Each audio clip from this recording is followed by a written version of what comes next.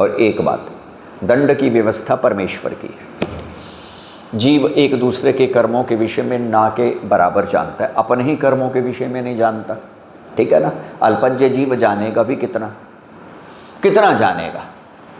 बाह्य कर्मों को देखकर ना आप किसी के धार्मिक होने का ना अधार्मिक होने का अनुमान कर सकते हैं। अंतःकरण अंतस से पता चलता है और अंतस में बैठा परमेश्वर ही अंतस की मूल भावनाओं को जानता है। तो पहली बात, धर्म के विषय में अच्छी तरह ध्यान में रख लीजिएगा। धर्म केवल पुस्तकीय ज्ञान नहीं है, धर्म आचरण का विषय है। दूसरी बात, कैसे पता चलेगा मैं धार्मिक हूँ? उसका सीधा सा उत्तर है, जितने जितने ये सद्गुण जिनकी शास्त्रों में बात कही गई है मेरे जीवन में उतरते जाएंगे, आपके जीवन में उतरते जाएंगे, आप उतने ही धार्मिक होते जाएंगे। जैसे एक छोटा सा उदाहरण देता हूँ, समझने का प्रयत्न कीजिएगा। एक स्टूडेंट ने एक पेपर लिखा, 10 उसमें प्रश्न थे। ठीक है ना जी। ये ब्रह्मचारी मत देखो, वो मेरी बात सुनो। एक समय में एक काम करो, मेरा भी मोबाइल स्विच ऑफ है, नहीं लिखना है जो लिखे, मोबाइल ना देखे। हाँ, तो हुआ कुछ ऐसा, एक कल्पना कीजिए, एक एग्ज़ाम आया, 10 प्रश्न, हर प्रश्न 10 नंबर का। हर प्रश्न कितने का बोलिए? 10 नंबर का। चलिए, अब कैसे पता चलेगा कि उस बच्चे ने, विद्यार्थी ने इतने % मार्क ले लिए? जब हर प्रश्न 10 नंबर का है, 3 ठीक हो गए तो 30%, 4 ठीक हो गए तो 40%, 5 ठीक हो गए तो, ये बस सीधा सा नियम है ना। ऐसे ही धर्म के ये 10 लक्षण जो मनु जी महाराज ने कहे हैं ना, हर की वैल्यू आप डाल लें 10%, है ना। हर की वैल्यू आप डाल लें 10%, तो कितने हो गए? 100%। तो जितनी जितनी अनुपात में, मात्रा में आपके जीवन में वो गुण हैं, उतने उतने आप धार्मिक हैं और उतने उतने आप ईश्वर के व्यवस्था से सुख को प्राप्त करेंगे। ये नियम है, क्योंकि ईश्वर का नियम क्या है? अधार्मिकों को दुख देना और धार्मिकों को सुख देना। न्याय तो यही है ना, जिसने अच्छा काम किया हो उसे प्रमोट किया जाए और जिसने बुरा काम किया उसे, या फिर उसको सस्पेंड किया जाए, उसको निकाला जाए। यही तो नियम है ना। तो परमेश्वर भी तो यही करेगा ना। आपने अगर अच्छा कर्म किया है, यानी धर्म के लक्षणों का पालन किया, और मानिएगा 10 ही धर्म के लक्षण नहीं है, वो तो केवल श्लोक की दृष्टि से, संदर्भ की दृष्टि से मनु जी ने 10 लक्षण कह दिए।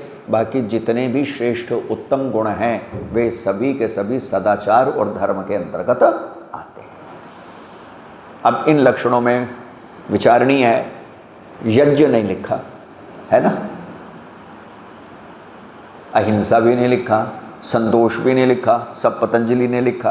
तो इसका ये अर्थ नहीं होगा कि अहिंसा धर्म नहीं है, संतोष धर्म नहीं है, ईश्वर प्रणिधान। जितने भी आत्मा को परिष्कृत करने वाले, जितने भी मन का शोधन करने वाले और जितने भी आपकी बुद्धि को नियंत्रित और परिष्कृत करने वाले गुण हैं, वे सब के सब धर्म के अंतर्गत आते हैं। उनको धारण करना हमारा परम कर्तव्य है और जो उनको धारण करेगा वो धार्मिक कहलाएगा।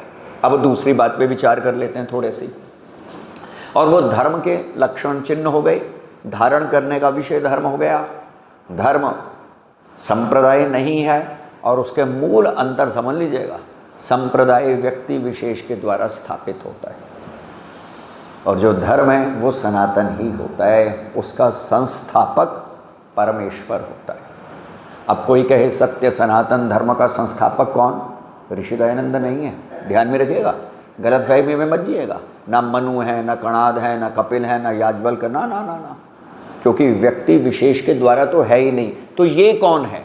ये सारे के सारे सत्य सनातन वैदिक धर्म के अनुयायी हैं, फॉलोअर्स हैं। राम भी सत्य सनातन धर्म को मानने वाले थे, श्री राम।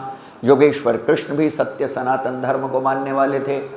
कणाद ऋषि सत्य सनातन धर्म को, पतंजलि ऋषि सत्य सनातन धर्म को, ऋषि दयानंद और जो भविष्य में होंगे वो सभी के सभी सत्य सनातन धर्म के अनुयायी थे, फॉलोअर्स थे। इस बात को समझ लीजिएगा, संस्थापक नहीं थे। वो तो सनातन है, सदा से ही है और सदा ही रहेगा। अंतर केवल इतना हो जाता है, कभी उस सत्य सनातन वैदिक धर्म के अनुयायी बढ़ जाते हैं और कभी कम हो जाते हैं। लोप किसी भी काल में नहीं होता, हो ही नहीं सकता। अब दूसरा उसकी बड़ी प्रमुख बात समझेगा, वो धर्म है क्या। महाभारत में ऋषिवर व्यास लिखते हैं, आत्मनः प्रतिकूलानि परेशान नः समाचरेत इति धर्म। ये सबसे सुंदर परिभाषा मुझे धर्म की मिलती है। अपना अपना मुंडे मुंडे मतर्भिन्ना अपनी सोच है, लेकिन मुझे जो धर्म की सबसे अच्छी परिभाषा मिलती है, लगती है, वो यह है। और वे क्या, ऐसा कोई भी आचरण, ऐसा कोई भी व्यवहार, अब मैं पॉजिटिव वे में विधा में कह रहा हूँ, ऐसा कोई भी आचरण, ऐसा कोई भी व्यवहार जो मुझे अपने लिए अच्छा नहीं लगता, वो मैं दूसरे के साथ ना करूं। और जो आचरण व्यवहार मुझे अपने लिए अच्छा लगता है वो मैं दूसरे के साथ करूं। इसी का नाम क्या है, धर्म। बड़ी सीधी सी बात है। अब मैं उदाहरण दे देता हूं, आप ही उत्तर देंगे। कोई चाहता है कि मुझे गाली पड़े? कोई भी चाहता है? जबकि मैं सबको दूं, मेरी इच्छा रहती है ना। सीधा कॉन्ट्रास्ट, ये देखिएगा, विरोधाभास देखिएगा। मैं तो किसी का अपमान कर दूं, कोई समस्या नहीं, है ना, कोई समस्या नहीं। मेरा कोई अपमान करे तो ये सबसे बड़ी समस्या है ना। मैं किसी को भी गाली दे दूं, कोई समस्या नहीं। कोई मुझे दे तो बहुत बड़ी समस्या है ना। यह अधार्मिक व्यक्ति का लक्षण है। कोई नहीं चाहता कि उसका अपमान किया जाए। आप में से कोई नहीं चाहता कि आपका अपमान किया जाए, क्योंकि चुभता है भाई। तो आप भी किसी का निरादर ना करें, इसी का नाम धर्म है। लेकिन न्याय व्यवस्था तो बनानी है। कोई गलत अर्थ में ये नहीं लेगा कि अगर किसी जज ने, जैसे हमारे मान लीजिए चूक साहब जब प्रैक्टिस करते थे, एक एग्जाम्पल देता हूँ उदाहरण, अगर किसी बलात्कारी को, रेपिस्ट को दंड दिया, सजाए मौत दी, तो यह अपमान नहीं है। कोई गलत अर्थों में ये नहीं लेगा कि ये अपमान कर दिया, नहीं नहीं नहीं नहीं, ये तो न्याय व्यवस्था के लिए उठाया गया कदम है जो अनिवार्य है। वो नहीं करेंगे तो अधार्मिक और अन्यायी हो जाएंगे, उसको छोड़ना अन्याय होगा। इस बात को अंतर को अच्छी तरह समझ लीजिएगा। अपमान का सीधा सा अभिप्राय है, कोई व्यक्ति जा रहा है, आप जा रहे हैं, ना किसी से लेना ना देना, दूसरा आया आपके बारे में अंड शंड बोलने लगा, बिना सिर पाँव के, बिना लॉजिक के बोलने लगा, जो आपसे संबंधित भी नहीं है, अपमान हुआ। आपने भी अगर वो कर दिया तो आप भी उस कैटेगरी के भीतर आ गए। तो मैं जो समझाने की बात कह रहा हूँ, क्या कोई नहीं चाहता कि उसके साथ बुरा व्यवहार किया जाए, चीटिंग की जाए। तो जब आप चाहते हैं कि आपके साथ चीटिंग ना हो, तो आप दूसरे के साथ भी ना करें। इसका नाम क्या है, धर्म।